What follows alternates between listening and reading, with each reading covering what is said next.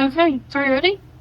Okay, so for those of you that don't know, I'm Sydney Berkland, long-time resident here at Mayor Jenni, work at Wilmington College. So I guess I'll start with the easy question. Just tell us about yourselves and your background and why you got into politics.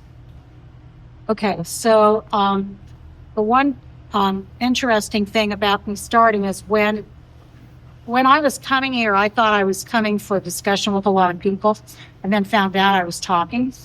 And then they asked if they could post a picture, and I said it was an old picture, and as you could tell, it's an old picture. It was an old picture.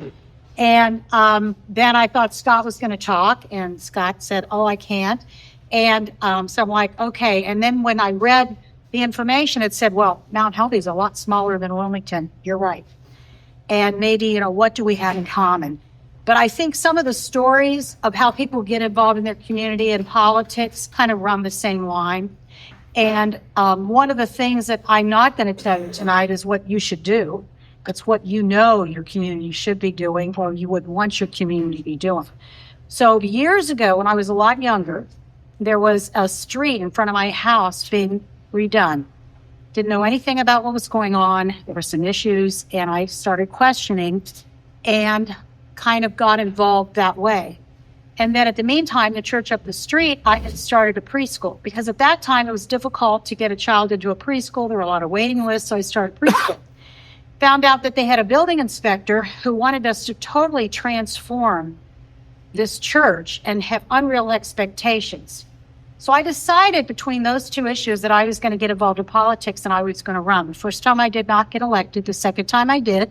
And we did change the building inspector, not because of me, but because of some of the experiences I had had. So that's how I got into it. And about, 5 years ago or so, I was done. Totally done. I'm like, I'm not going to do council anymore. And I was approached right after the pandemic, I think. Everybody uses that word, before and after the pandemic. And people from both, the Democratic Party, and that time I was a registered Republican, asked me if I would run. So I was kind of interesting because, and during my history in Mount Healthy, and Joe will talk about his history, but I was at one point, I was kind of the outcast in my party at one point, because there was a mayor years ago who was a Democrat that wanted to appoint me at that time of a city director. Became a big deal. I was working part-time for the school district. And the superintendent at that time said, I don't know why you want to get yourself into this. So then I retired as a administrator in the school system, in the Mountain View school system. I was a building principal and a supervisor. So years later, when I was approached, and then the Republican Party maybe had someone but didn't know, I ended up being the only candidate, which I don't know how that bodes for me. I'm it. But at that time, we were very, we've always been, even we have two political parties, always been in our community very cognizant of having a balance of politics on our city council. And we still maintain that. Yes, we do. Because as I see here, you ask if we're conservative or liberal. In Hamilton County, used to be a very conservative Republican, and now it's very Democratic and it's pretty liberal. And in our city, I would say pretty much getting liberal. Yes, pretty much Democratic. Yes. And balancing that is trying to just focus on the issues of our city and not taking it beyond that. Because some people have wanted to be on council because they want to be able to have abortion, or they want to be able to, they'll bring out things that we really don't deal with. We have other problems and things that we want to do as far as growing our city. So, trying to stick to what's important in our town and our city is extremely important. And that's where we try to focus. So I don't know if I've said too much or not. No, you're fine. Want to talk about how you got in? How did I get in? Yeah, into this. Somebody wasn't watching the door. So I'm a lifelong resident of Mount Healthy, born in Mount Healthy, grew up in Mount Healthy, loved being in Mount Healthy. In all honesty, I tell my kids and everybody that I talk to, it was one of the greatest places to grow up. It was 1 square mile. The only problem with Mount Healthy was if you did something wrong, your parents knew about it long before you got home. And I always thought that was baloney, but it's true. It was true then. So I'm 65. So you can kind of, I was a kid in the 60s and 70s. So it was just a wonderful place. We had everything. We had the malls that eventually came in, and just our mom and pop businesses slowly went to the wayside, and now we struggle. But so anyway, back in my late 30s, and just to clear the air first, I've always been a bit conservative, on the conservative side, raised Catholic. So I was approached by I was 36 years old, and I was approached by the Democratic Party, and they asked me to run, and I was like, no, I'm playing ball. I'm still playing softball. And I was very active in OR leagues up in Mount Healthy. So anyway, I said, ask me 2 years from now, because we had 2-year terms like you guys currently do. So went through that, and I thought, oh, good. He's not going to ask me again, in 2 years. So by God, he asked me again. He's a Democrat. He's a friend. And I said to John, I'm kind of on the conservative side. And he goes, that doesn't matter. We want you to do what you think is right for Mount Healthy. I said, okay, I can live with that. So I ran, and I won. I won because my oldest Your name brother. was big. Your name was big. How many kids are in your family? 12. 12. They all There's vote? 12 children. Big vote. They all right voted, there. yes. So I knew I was going to at least maybe get 10. 10 votes. But no. So my brother was a police officer in Mount Healthy. His whole career as a police officer. And that was a big name to live up to, because he was thought very well of. So luckily, I won, because I was told, don't count on winning, and I ran at large. And Mount Healthy back in the day we had boards, and then we had large. I don't know if Wilmington does that. I did some homework on the way up, but I did not see that. So anyway, that's how I got involved. But it was never, they talk about politics. I'm not a politician. Yeah, I but it's not no designs on. you've been a Democrat councilman, you've been an independent, and now you're a Republican. Yes. He's switching around, I'm telling you. So yes.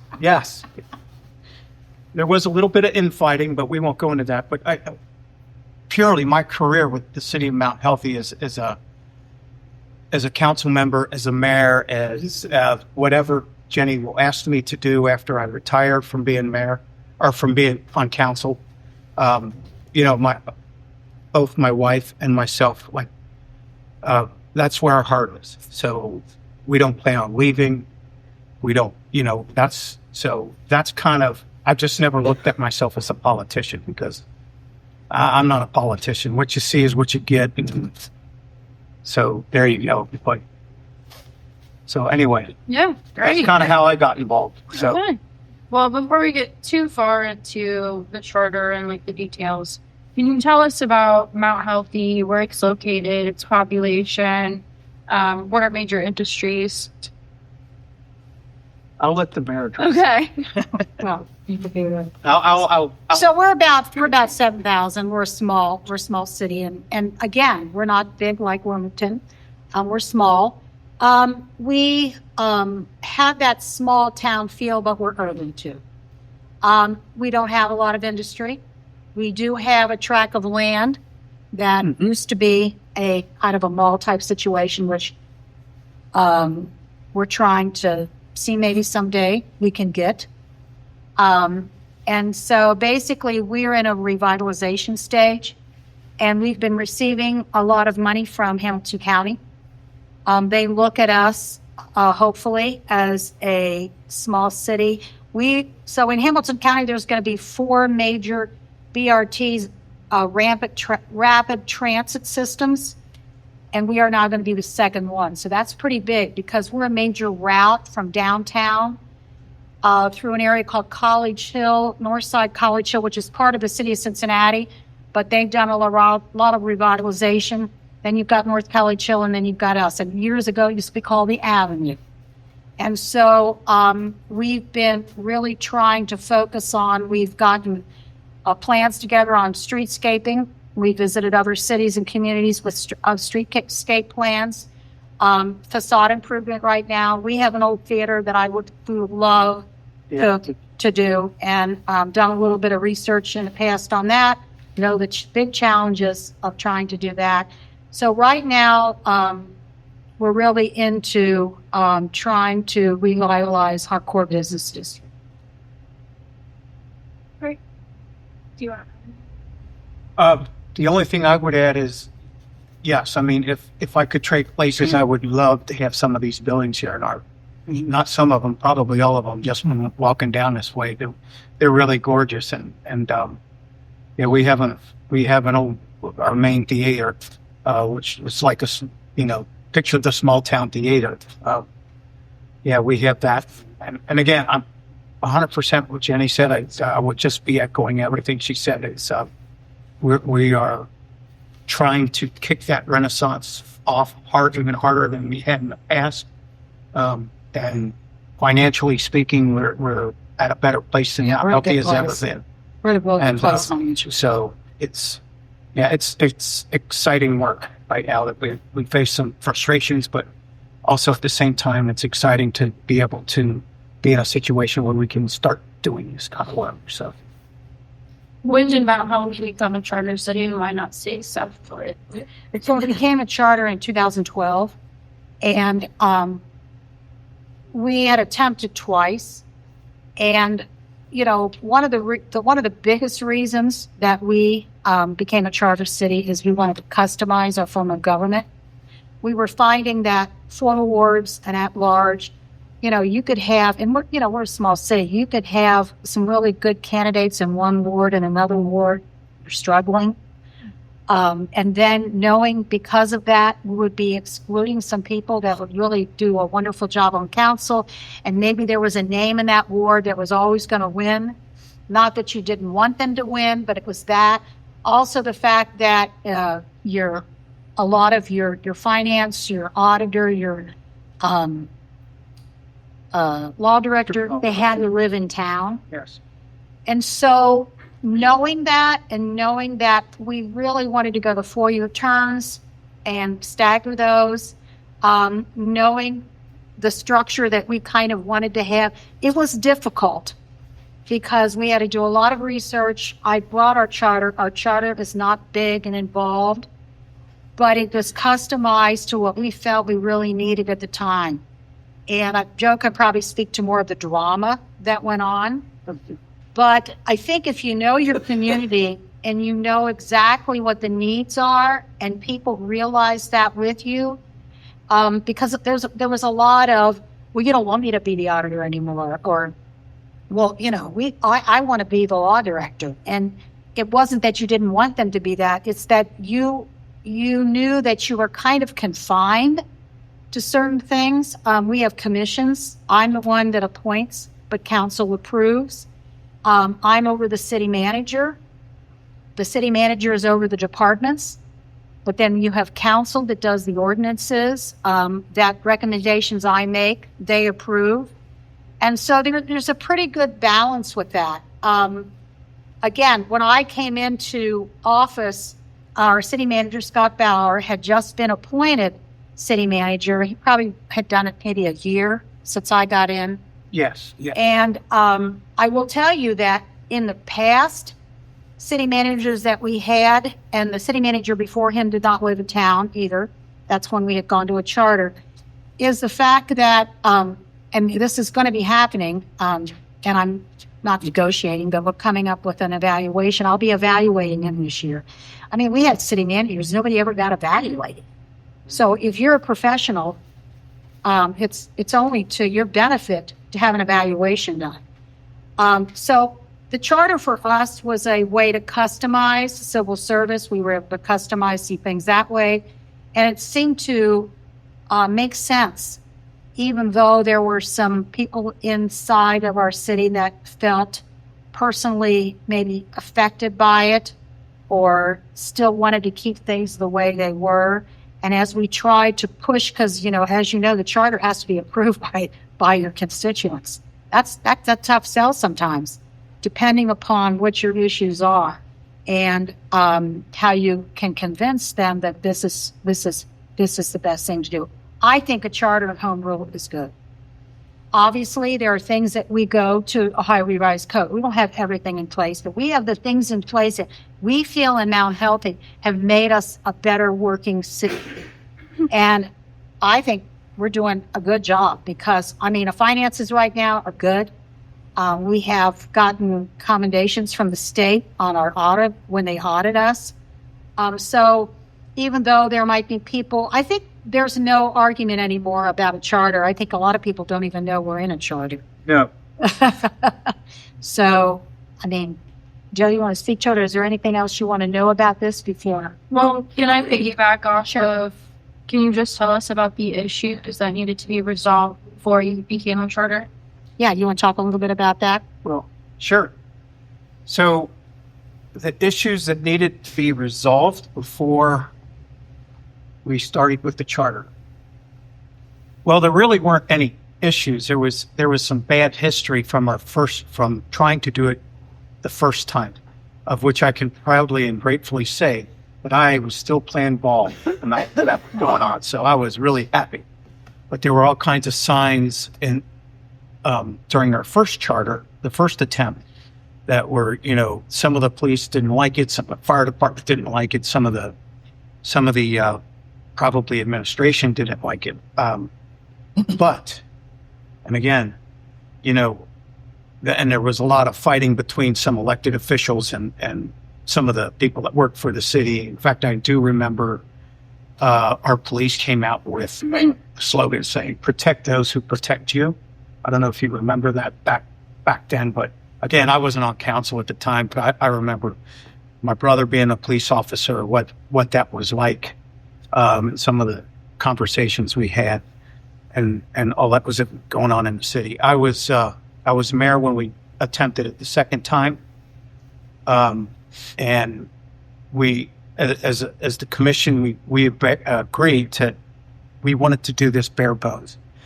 But the reasons for doing the charters, Jenni talked about some of those, was that we were really struggling as far as having qualified people in the city to do some of these jobs. Like we went through auditors. Golly, there was a streak where we went through auditors back then that, I don't know, we probably went through 3 or 4 and then we in a row, and then we had to ask one to come, one of our former auditors to come out of retirement. I shouldn't say retirement, but come back and do the job. At this point, we were appointing some positions, right? The other part of this too was our police department. Okay. It was all based on civil service. Is that currently what's going on here in Wilmington? Passing civil service exams. That's not terrible if you have, a great bullpen of people, right? So that it can step up. That's not a bad thing. But in a city of Mount Healthy where we're 6,900, I think you guys are about 12,600. Our pool was really small. So our police force at the time, we negotiated with them to say, hey, how does this sound? This was the second time around for the charter. We talked with the fire department. We had the right people on, and again, this was a very bare bones charter. We didn't put a whole lot of change into it that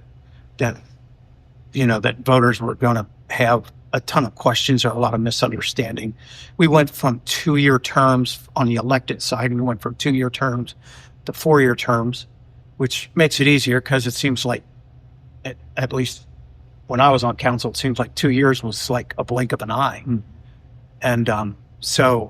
And then the other side of that is we were really having problems filling out a slate. Both parties were having problems filling out an entire slate.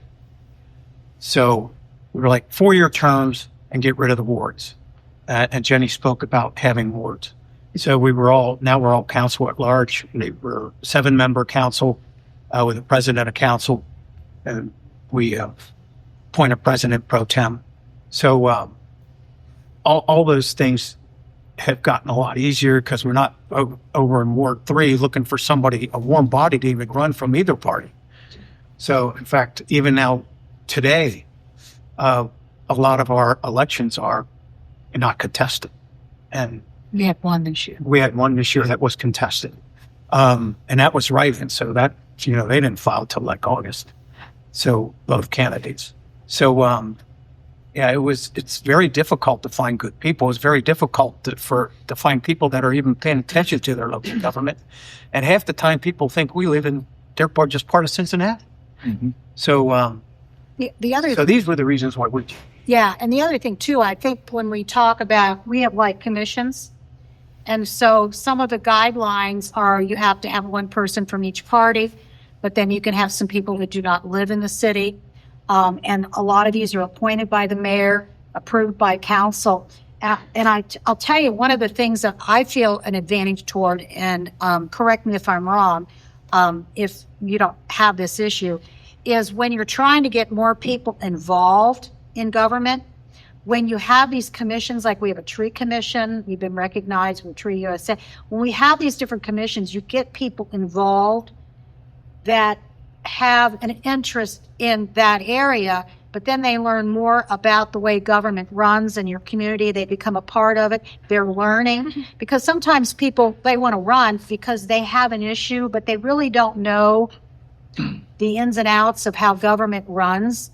And sometimes it takes them a year just to figure out, when you come in, you think you're going to change things, and you find out that, well, you want to change, we want to be able to improve, but you can't really do that right now, or we'll get to that point. So having these commissions, it's been a struggle for me sometimes to find people, but I'm finding people that in our city that, like for our Board of Zoning Appeals, for our Planning Commission, Civil Service. Now, Civil Service, the one person I appointed does not live in the city, but that's okay. We're allowed to do that. So you can kind of customize that. And I feel like with these commissions and committees we have, we're trying to bring more people in with the interests that they have in certain areas, and then be able to bring them in as a part of strengthening of the governing and the guidance in our city. Well, you're making my job really easy. So the next question I had was, tell me how council, mayor, administrator plan works and why it was chosen, the pros and the cons. So, I think in any structure you have, because when I was in the school system, you have a superintendent, then you have a treasurer, and then you have a school board, and the treasurer is separate from the superintendent as far as power goes, and you have a school board.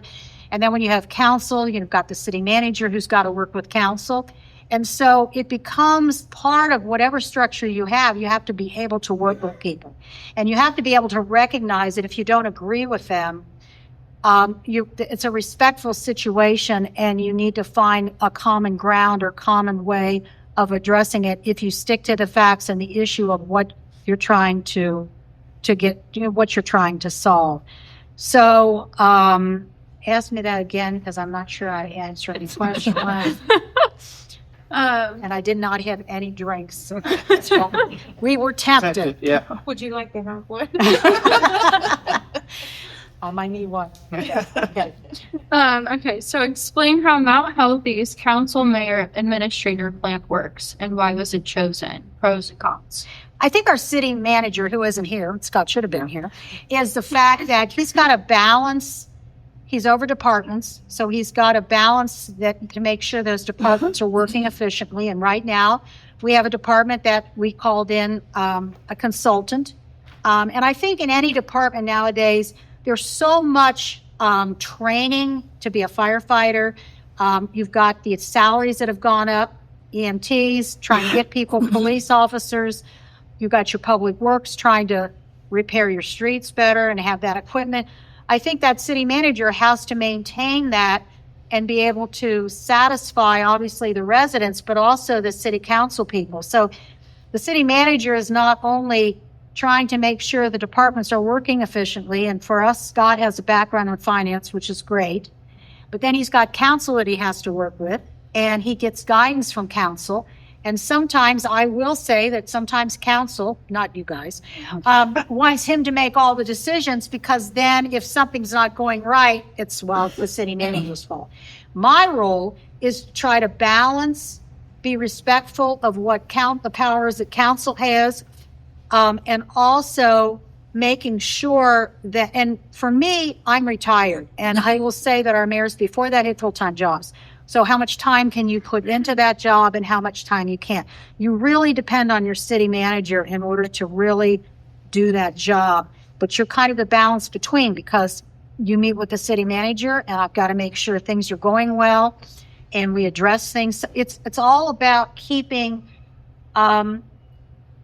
yourself true to what your job is and what your role is, and respecting the other roles that take place and how that flows in and out and is intertwined so that you're working efficiently in the city. So on the topic of balance, do you think that council manager plan creates more stability, and why? I would love to hear from both of you on this one. Well, first of all, bottom line, we're not here to kid anybody. The mayor's the boss, right? Yeah. It stops with the mayor. So, and with, it does. But the city manager is the day-to-day person. He or she is the face of the city, right? And which is a good thing, because in my opinion, you don't want full-time council members, and you don't. But we have engaged council. But you have to have engaged council members to get things moving.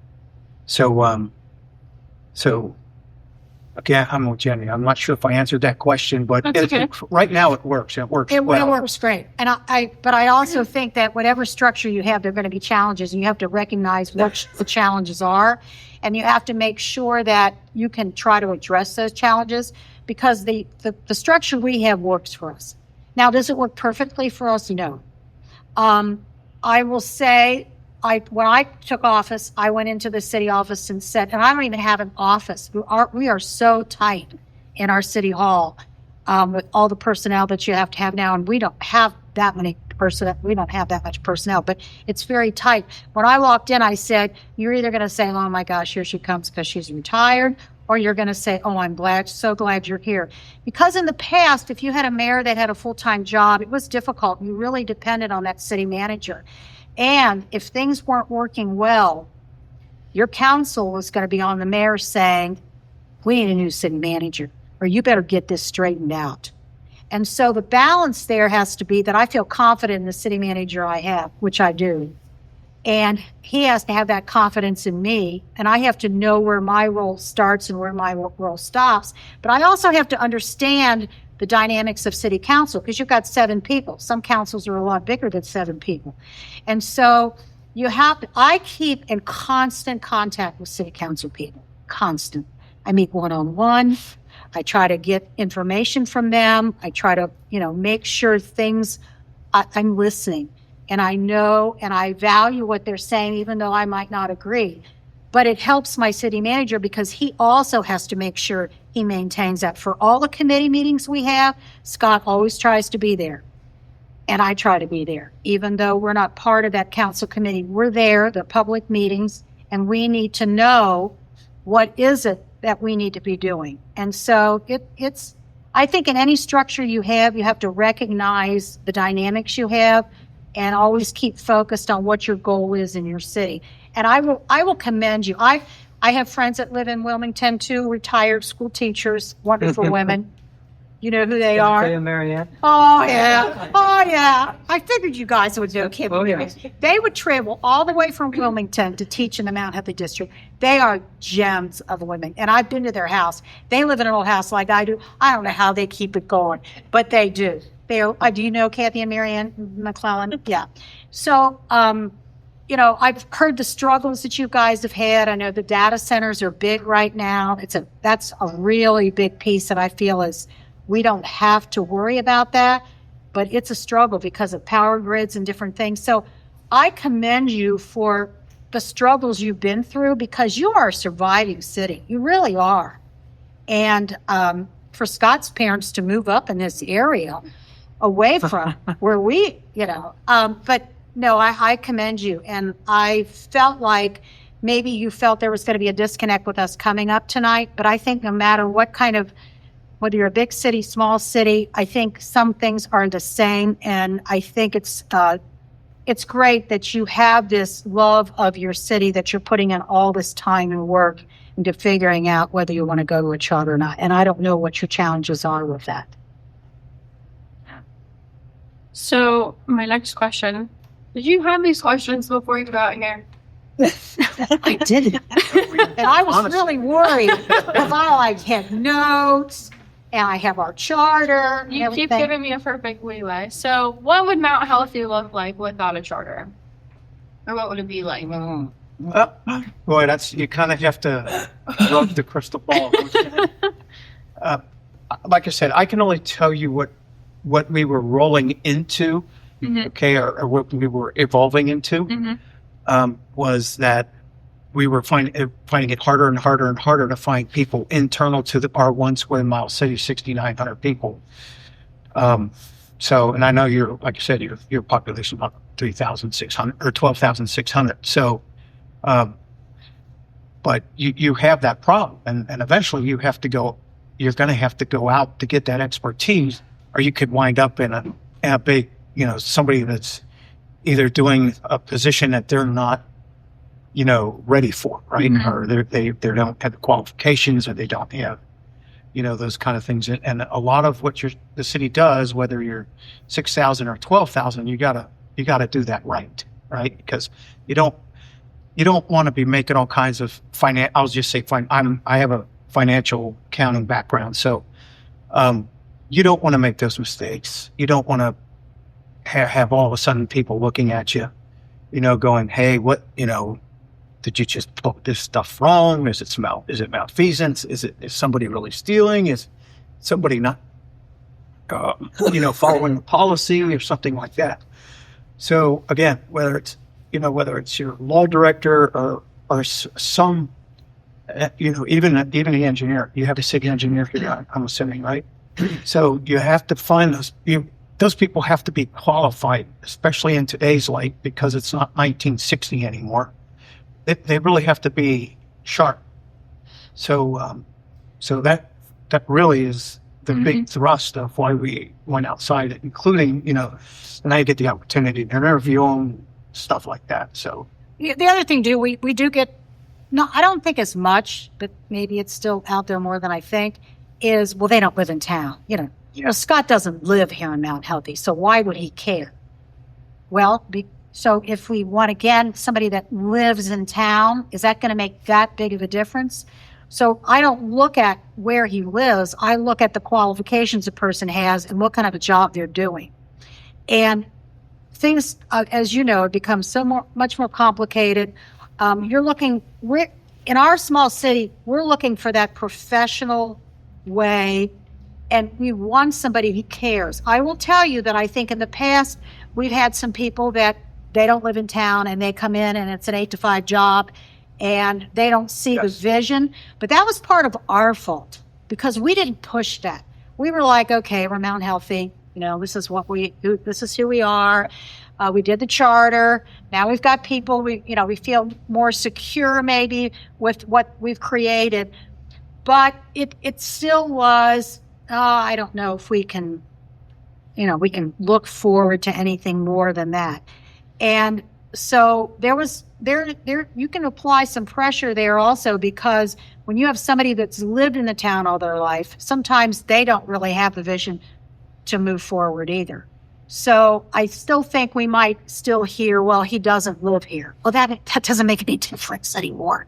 I mean, it's what kind of job is that person doing?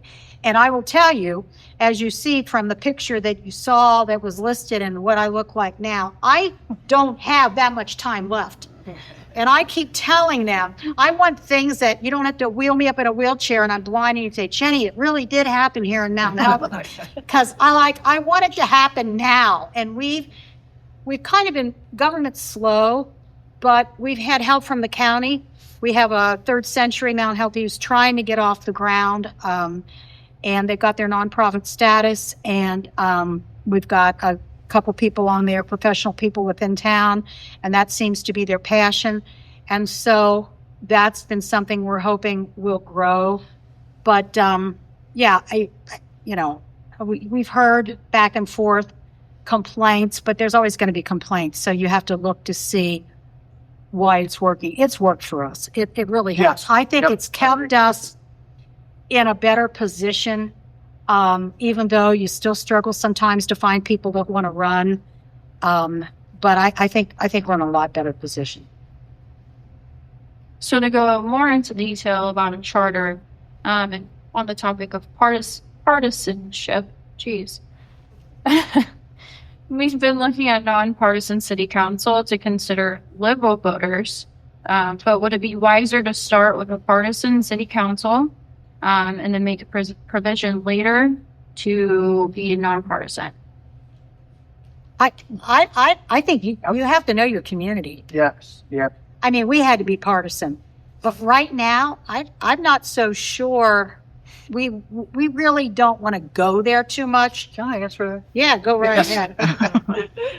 Yeah, This is he's a good been topic for me. Republican, an independent, and a Well, I ran with them, but Yeah. so as far as all politics is moving, okay. So, if you do it right, okay, people's national politics don't really play into what you're trying to do here in Wilmington. well, maybe not. Well, maybe unless they're really just out there, okay. And what I'm saying is you guys are probably have the same struggles we have, okay, whether it be crime or, building up your commercial base for, property maintenance or things like that. What I did, I can tell you, when I was mayor for 8 years, I did not consider the source of an idea at all. I just was like, I did not look at anybody as Democrat or Republican. In fact, I tried really hard to when I was mayor, is to drive the politics out of it and just settle on the best ideas for the city. So, but be that as it may, people are always going to want to know whether you're a DRNR because somehow they think that's going to affect the local. I just have not seen that. And locally, I mean, Well, where I've been, so from Well- where I was coming from, like, the two people that asked me to run were Democrats, and the one person was a business person in town. And if she knew that the guy that was going to run, and he's a Republican, she was going to run just because she wanted to defeat him. So sometimes you don't think sounds this. like a grudge. Personal. I think it definitely was. It really was. And trying to work through those issues. So, when you say you're hoping that the partisan politics are, it's what you're dealing with. Can you go with people that don't have to say they're in a party, or do you have to stick with that party and get to another place where you try to de-emphasize that? Or maybe you have really strong two-party groups here in town. I don't know. Do you? No. No. Yeah. So really, partisan politics wouldn't be an issue in the charter. You What's don't want wrong to rule in it the- out. In our charter, it does say partisan. Yeah. It does say partisan in our charter. That means you put a D or an R by your name, Right. obviously. When you, Or when an you go to I the- for independent. Right. Or But I- non-political. I can guarantee, like I said, I ran with the Democrats because that's who asked me to run. But I was upfront with them and said, "Hey, I'm more conservative than Democrat, on a national level." And that's for me. That's where, like, now I don't know about Wilmington. I can only tell you about my personal experience and how that went. But my whole intention was moving the city forward. And so, I say if you don't have to do partisan politics, I wouldn't do it. That's just me, because the way we are act in this country now, you don't want to. To me, I don't want to bring that into my town. It comes in anyway, and I get it.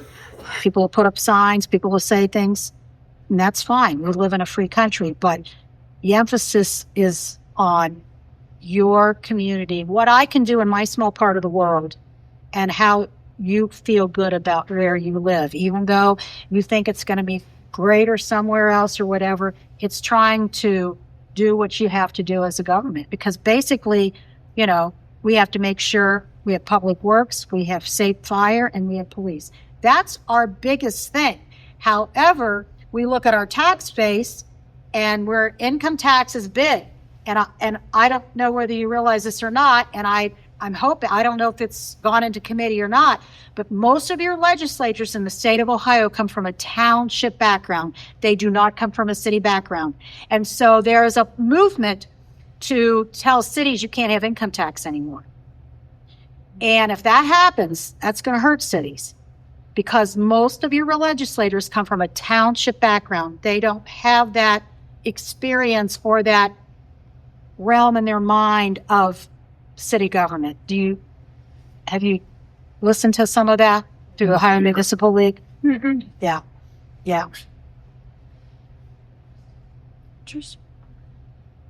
So I know you touched on this a little bit earlier, in statutory cities having to elect the law director from within city limits, which has caused a lot of issues. So some city managers appoint the law director, or some councils appoint the law director. What are your thoughts? It would be initiated by the city manager. Okay. Right. But typically we go with a law firm. Well, but you approve that. Yes, the council. Council approves it. So it goes through management, but then it does get approved by council. Because council has the power of the purse, right? So, And I will say, because of the different aspects of how a city runs now and what your goals are, when you have a lawyer, a law director, you know, as this is, lawyers have their niche. And sometimes it can become difficult to work with a law director who doesn't have the knowledge base or doesn't want to, says, I really don't handle that. I mean, we've got code enforcement that we really have to deal with. And we're not struggling with our law director, but we're trying to work with him. And we're not the only city. I don't know if code enforcement is big with you. I've met with a council person from Xenia who happens to be on the governor's, he's a liaison. I think he's going to run for mayor of Xenia, but we would talk about some of these same issues. And so, you know, when you have a law director, you're getting a lawyer usually in a certain area of the law, and depending upon what your issues are. And right now, our issues are code enforcement. And he's not that well versed in code enforcement, but he's being pushed to be that well versed in code enforcement. And he's, you know, I mean, he's working with us, but, you know, some of those issues like law directors, can be something you've got to maneuver through depending on what their expertise is in law. Yeah, I mean, here's the next leeway. Wilmington has a contract through Warren County for a building inspector. We don't have our own building inspector. So we have our own. Do you? Yeah. Oh, yeah. Are you concerned about any future issues? Has that been an issue? I went to a county meeting. Hamilton County was trying to pitch with all of us small cities how we need to go with the county. Now, in the past, Hamilton County didn't have a good reputation because if you had to go through a county for a permit, that took forever. And there were all kind of things you had to jump through. If there have been times, and you know, we're working through these issues, if somebody comes in, and especially when we got money from the county and they know they have to get permits and that, we go, we have a person, we have a part-time person who's full-time in Harrison, Ohio, and they've done some great things in their downtown district. And we'll say, no, you don't have to worry about that. That will get through. We will help you get that through. Oh, good. I don't have to go through the county. Now, for IBI and electrical, we have to go through the county. Yes. But, you know, we're small. We have a part-time guy, and I would not give that up. And we're looking to hiring more of our own code enforcement. I mean, we need control over some of these. Mm-hmm. And depending on your county, I mean, you know, from county to county, there's strengths and there's weaknesses. And you're a big enough city. You should have a lot of say-so with Warren County, I would think. So, yeah, the only thing I would caution is if you decide to go, you know, parse this out to the county, remember if you're looking at doing a charter, you're looking at more home rule, right? So, for your home, that's, And the county always said, we can do the job for you, but the fees go to the county. They don't come to us. Yep. So we have no control over that money. It's like, yeah, okay, you can do a great job, but all of that money that we would bring in is just going right to the county, which I understand. I mean, that's your business. So my final question to both of you, what would you say to a voter in Wilmington who's skeptical about becoming a charter city? Well, it depends on what's on your charter. You know, I mean, I think a charter is a good thing. But again, if I were a resident, I was voting, I'd be looking at what your charter says, and does that speak to me? And am I connected? And if I don't know, what can you tell me? Why will this make this better for the city of Wilmington? And you guys been through struggles, haven't you? DHL and And now, so to me, if there are reasons why you need that home rule, and you know, I don't know the atmosphere, but there's a lot of people that are mad. They're mad. They're mad at their county, they're mad at their state, they're mad at the government, and they're mad. And they're going to be mad at us, you too. But if you know that there are some things that they feel they have control over, I would think that's a lot better. Like, we had a hearing last night for somebody who wants to open a restaurant in a place we've had terrible reputation with the landowner. Terrible. And so we're really, really bearing down on this, and we're trying to be more forceful in our, code enforcement. But the people that came, and what we heard from was some of the other business owners, where have you people been? We needed to talk to you. And knowing what they're telling us just gave us more of a reason why we know we have to hang tough with this, because of the information they gave us. So, it's a charter is a tough thing sometimes to sell when you've got to have, the majority voting on it. But I think a charter is the way to go. I'm not saying the Ohio Revised Code is wrong, but it doesn't. It's a structure. It's a framework. But that framework and structure might not work for your city. There might be parts of it obviously will, but what are the parts that really will make it better for you? What are they? Tell me. Yeah, what are your concerns? Why are you looking to go to a charter? I'd say because currently we spend our energy electing a mayor who is there for 4 years, and then another mayor comes in with a totally different mission and often repeals things the first mayor did, and you don't move forward. We just keep going left. Sounds like the federal government does it. Yeah. Wow. Yeah. I don't have that much power. You think I have that much power? I don't have that much power. She has the power of persuasion. No, Yes. no. In all honesty, that's obviously not good. No. But then again, I've always, whether it's at work or whether it's running a city or, I have never been a person, and maybe that's what you got to find is somebody that doesn't specifically like to run around and put their damn stamp on everything, right? But it's your structure. Change it, right? So your mayor has too much power. Pardon? Your mayor has too much power. Is that the structure? Is it your structure you have to change? Are you the mayor? I don't know if he has too much power. Oh, yeah. Well, no, I he don't. thinks he does. But does he have a balance? Do you have a city manager? No. Oh. A lot of times what happens is our mayor has been a part-time position. They just recently, the next time it's going to be a full-time position. They made that change here recently. But the mayors often had a strong person that kind of ran things for them. Sometimes they were stronger than the mayor.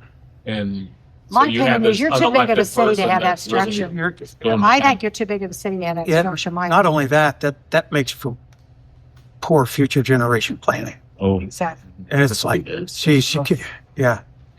So you don't really have a city manager. The mayor just runs everything. But the council, where's the council? Do they approve? They were always stand for that mayor. I used to be on council and I would have done half the stuff they do. So let me ask you this. What is the salary of the mayor and councils? So the mayor's salary, I think, is 20,000, and it's going to 80,000. But instead of being able to hire the best person, like you guys can hire the best city manager, it's still an elected position. So someone in our community is going to run for that $80,000, and we're hoping that they do a better job with that much money. They're going from 20 to 80,000, the mayor. Yeah. So the mayor wants a full-time job. Pretty much. To be fair, the current mayor is saying he's not going to run, so it's not to Okay. find his spot. Well, of course. Council's the best thing. Of course, yes. Yeah. I think the city council is only like 4,000 a year. Okay. Yeah. That's about, So yeah. this went up a little bit, but yeah, It's, not bad. I'm a council member. I've been a council member a heck of a lot longer than I've been a mayor. Okay. And I will tell you, it is very good that your council members are not full-time positions. Or else that would be a nightmare. Yeah, but Um, it seems to me that, man, I don't know, but I see what you're saying. I don't know your situation to be Yes. that judgmental about it, but to me, it just sounds like the mayor has a lot of, what, because I am being judgmental? No, you're doing exactly what you need to do without even. Huh? You know, you're doing the right thing. 'Cause well, he does a lot of unilateral things without consulting anybody. The other chunk, It just I was looking for like a year, starting to. And even the mayor before this had that issue, just So there's- looking at the law, just making decisions, hiring people, not getting approval. without knowing the politics, Mhm. council's job is checks and balance, right? Right. To the mayor. Plain and simple, it's checks and balance. Okay? That's why council has the power of the purse. So the If council goes, really does describe this is our accountability. yes, and I don't even know. I know, and that's what I mean. Could I ask one question about, you mentioned earlier the things that you had to kind of clear up before you could do the charter, and can you tell me what kind of pushback you were getting from the police, the fire department, the administration? So again, we tried to charter twice. Mm-hmm.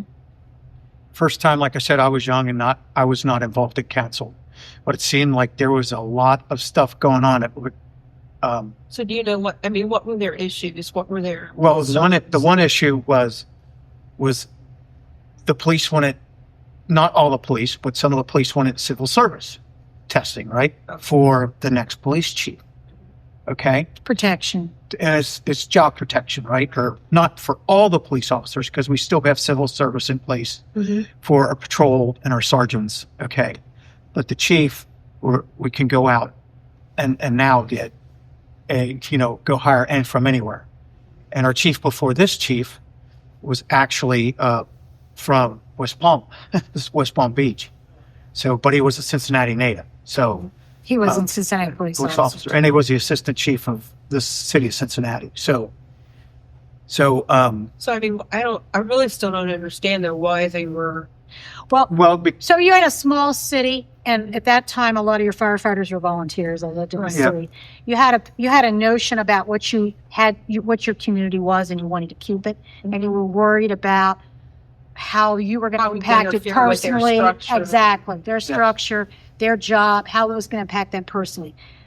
So a lot of it were personal, Did it have much impact when it was all said and done? I mean, it had more impact internally than externally. And what I mean by that, and I don't know if you're finding this, Jenny, or not, but and I'll talk about the police department. Okay, as a rule, our police department, we went from a very great chief, well loved by the citizens, was not very procedure oriented, but that was the time, right? Not policy, not procedure oriented. He had some sergeants that were pretty good about that, and they helped keep everything in balance. And he was a chief that listened. Okay. And again, he was very low. So when he was retiring, it was kind of worked out. We weren't planning this charter around that, but we said, hey, the next chief is civil service, but we knew we knew who was in the ranks, that we had some qualified people. But we knew that eventually, one of these days, we may not have a qualified person to step up and be chief. Okay. So the first time around, we had the chief. Great. He was going to be with us for a while because he was young. But the guys below him said, hey, if he goes somewhere else, this is our chance, you know. If we keep it civil service, one of us is going to get it. Okay. They're So- more concerned about keeping it within rather than anybody coming in on top. Right. Yes. Yeah, it's mostly protection and what they knew and what they wanted to keep, and didn't really look at a bigger picture because they really didn't want to, because they were just worried about what was going to impact them. And when you have people within your town, and of course we're a small city, that can be influential with other residents, they're like, well, he's my friend, and you know, I'm not going to vote for this charter because it's going to impact him. And so they looked at it that way, and so basically there was some strong arming also. Yes. So it was Delivery like, is 90% you of the bet. job. So, and that wasn't a good thing either, because some people, one of our council people now, said that when he was a volunteer fireman, he was against the charter at first because the mayor at that time, the person said, you know, you need to vote for this, and this is why you need to do it, and you better do it. It was that kind of a thing, and it's like, wait a minute, why are you shoving this down? right? Exactly, yeah. So I'm curious if there, hypothetically, if there's no one in office voted in office wanting a charter, how would the citizens get a charter? You would have to have people in office who's pushing for it, correct? Well, you have a charter committee. Right. And your charter committee is important because it has to be people in your community that are well respected, but also are very How do you place knowledgeable. that if the mayor and the city council say no? That might be a petitioning thing. Oh, gotcha. I can't Yeah, answer that yeah. question. I'm Yeah. missing that spot. No, the people in government now, I mean, if they're going to be against the charter, that's going to be an issue. But basically, they don't really, it's the residents who voted in. Yes. And depending upon how people feel about the structure you have now, and if there's frustration there. The other thing that I always felt like, and I'm still cautious about, is liability. I mean, things have gotten so professional in every stage, even going out and putting the right substance down when you have snow and being trained in that.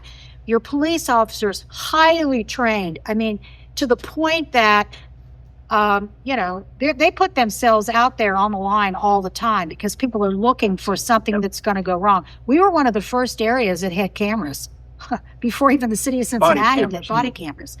But again, it's the professional level. And when you have a mayor that has that much power, what's their background? You know, do they have a background? And then how does that work with your law director who's guiding you and making sure that what you're doing is legally right, that you're not going to be sued? And so part of this is like, you're a big city. You've got lots of possibilities, and you're, you know, Yes. and your structure doesn't match up professionally with what you need. That's just my opinion.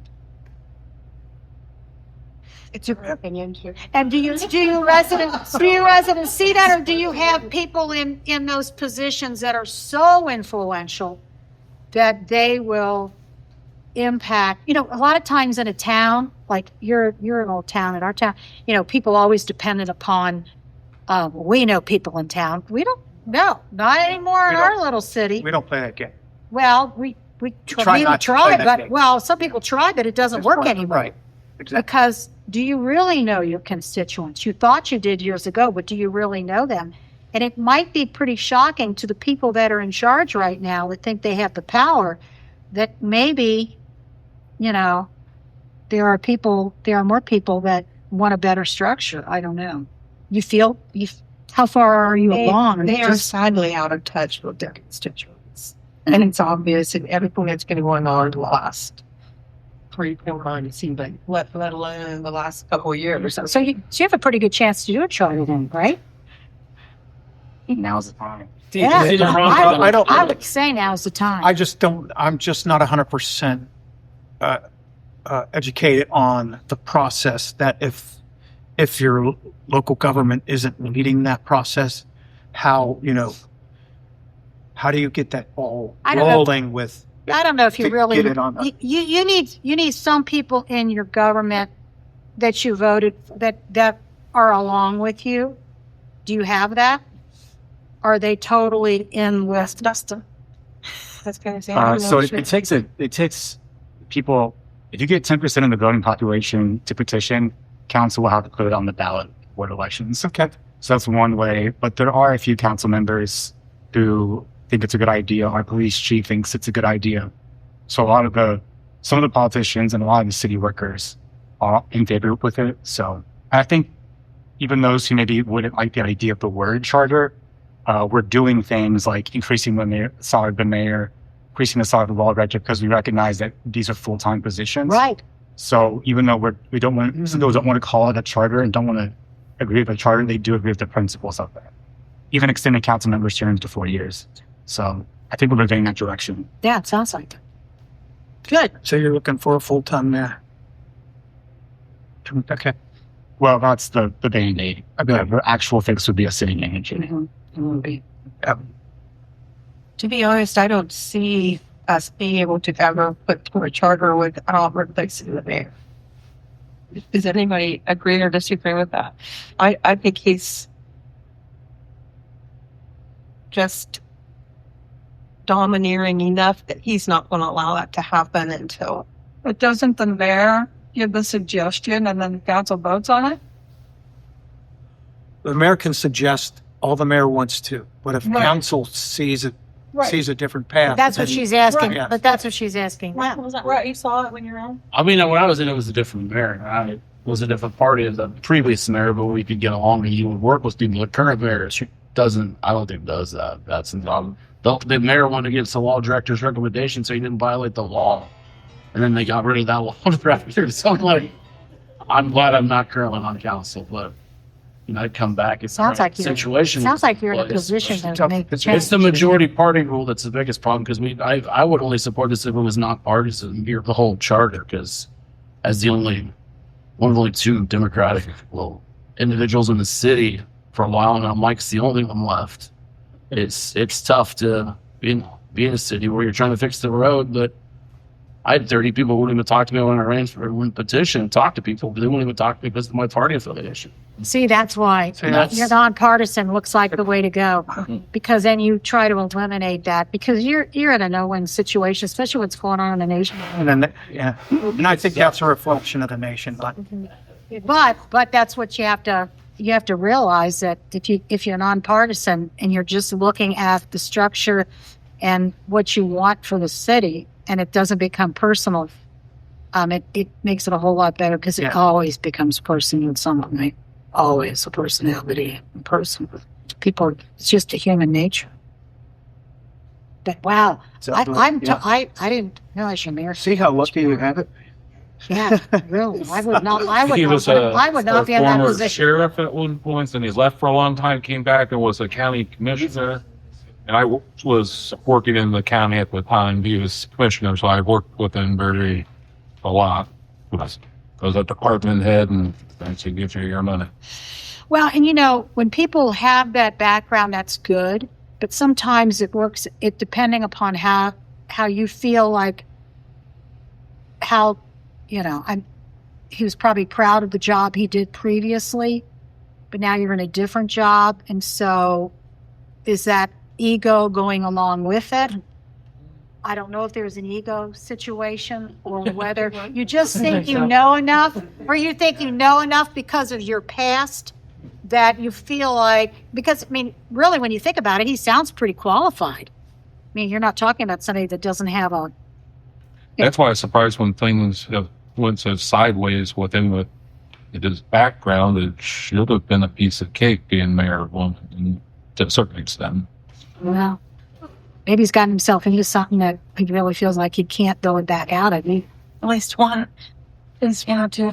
That's what just back dealing with the wrong people. You get caught at McDonald's on recording saying the crap you should have done. So. See, there's a soap opera here too. Just like we had a soap opera. It's still soap opera. Yeah, it took us. Yeah. Jeez, I'm actually sorry you guys are going through that. Just going down your Main Street. I keep to Main Street, and this is what's going on. It's like, oh my God.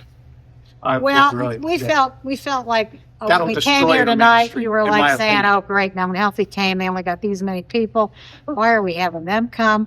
I'm like, "Why did I say this? What did I get myself into?" Yeah. But you know what? human nature runs across, you have the same issues sometimes. Sometimes things don't change much. Yeah. But I will tell you, you have such, you have so much here that we hope we can have our theater done someday. It's cost a lot of money. We're hoping to be able to do that. They are working with the state. We're going to be a historic district, which I'm not sure how that's going to work, but it supposedly is not going to work against us. But you have a lot to be proud of here, and you've done a lot. And knowing the McClellans, and I've always thought, oh, I hope Wilmington gets out of this, and so. Yeah. So in your opinion, going a non-partisan route would not hurt someone if they were running or if they were elected? You don't think that would hurt somebody? I don't know. It sounds like you're pretty political, and it's pretty much one party's pretty much in control. So yeah, I'll speak for. You can all speak for yourselves. But this, after I was off and tried to come back, if I didn't heard by my name in 2019, I would have been on council. But because I didn't, the mayor couldn't even endorse me. He wanted to, but it wasn't allowed to by political pressure. Like, if it was nonpartisan, I'd be on time. I'd still be on council now. I don't really know. Did you guys fill out your slate for council members? So So you had 7 members running for council from the Republican Party and 7 from the Republicans had 7 members, the Democrats did. In our last local election, there was no competitive races except for the at-large. The wards, just as long as your petition passed, you're in. There was one board that was a Yeah. I'm sorry. There is one board that was a Democrat, so Yeah. Second, bloody second. it's just there's not enough people who want to run. It's kind of like you guys have that problem too. Well, I think it's intimidating, especially like, I'm 26. This is something I see in my future. Why would I run when I won't when I'm a Democrat? When everyone's angry. Yeah. Everyone's so Yeah. angry, and I'm like, I don't. So unless I ran for my ward that is historically Democratic against Michael Starr, I'm not going to win against Michael Starr. If I go at large, I'm not going to win against the Republicans. So I just feel like I'm at a loss. So you don't bother. And you should be, because when I walk in here and I see your young face, of course you're all mostly young faces, maybe not you. But sorry. But when I see some young faces here, that's wonderful. Yep. Wonderful. Yes. And I will say that, I'll go down my street and I know my neighbors and some young neighbors, and they might put up a sign that I don't agree with because they're making a stand on something. I have to look past that, because when I talk with them at our coffee shop, which is an amazing coffee shop, I look at them as, you're my neighbor. But to be able to, for you to say I want to be involved, but I can't because of party affiliation, it's too bad, really. Yeah. I think nonpartisan is the best way to go. Can I ask one question? So, This is like you've taken a fall. No, I so haven't. Scott Bauer, the city manager, he is of the administration. Does city council push for like vision and plans then? So like, we want this. You guys mentioned absolutely. streetscaping. Like, are you the ones that bring these kind of projects to the administration to do? Well, understand everybody on our council, except for maybe myself. Everybody else works full time, right? Well, yeah, I think. So, but Oh, we're done. okay, but so like for the streetscape, okay, he'll throw it out there, okay, say, or somebody may come to him and say, what do you think about the streetscape? Because I know I'm on finance and economic development and safety, so economic development will talk, and then maybe we'll have, like, we've had how many what's the word I'm looking for? We've had people come in a few times now over the last 30 years and have done future look at what Mount Healthy could Yeah, be. but we never really did anything with. A planning book. But I'll tell you though, Joe, that part of this was the fact that we did have a group that we kind of looked at in the community, like Dave Osterday Yes. and Tom Gullius, who had a background in architect. Tom is a city planner. And when we looked to see what College Hill had done, and they're with the city of Cincinnati, but they had their nonprofit community group. I was on the board of that nonprofit before I came there. There was a push to let's look beyond and see what we can plan. And the county finally recognized that they can't always be with the city of Cincinnati. That's our problem. You know, the stadium, all that other stuff. They realize that your county's only as good as your small cities, because we're basically more of the voting constituents than the people that live in the city of Cincinnati. They're the city of Cincinnati. So I think they realized that more. Plus, our city manager had a different outlook than our previous city manager. He was ready, and he is like, oh, yeah, let's do this. Let's do this. The other one is like 8 to 5, 8 to 5. I don't think I really want to do this. I'm not sure I want, we're okay. Our budget is good. Our budget is good. Well, yeah. So then when council and other people, when we started pushing this a little bit with our new city manager, it was like, yeah, I'm ready. Let's do this. Let's do this. But he's very limited. We don't have a planner. You know, we have to depend upon the county to help us, which they do have some development company that's working with us another year. But we're ready to say we've got to commit some money to a more of not just the vision, but implementing. We have to implement we have to start executing that. Yeah. So again, it's truly a team. It's teamwork all across the board. So I thought we're only 7 to 8, and I said, "Gosh, I hope we do okay, and we're out of here before 8 o'clock," because they were like, "Oh gosh, now it's 8:15." I really appreciate you coming out. No, It really does, I think, speak to the organization you're actually talking about. To be able to take the time and, talk with people. I appreciate that. And So are you all lifelong residents here?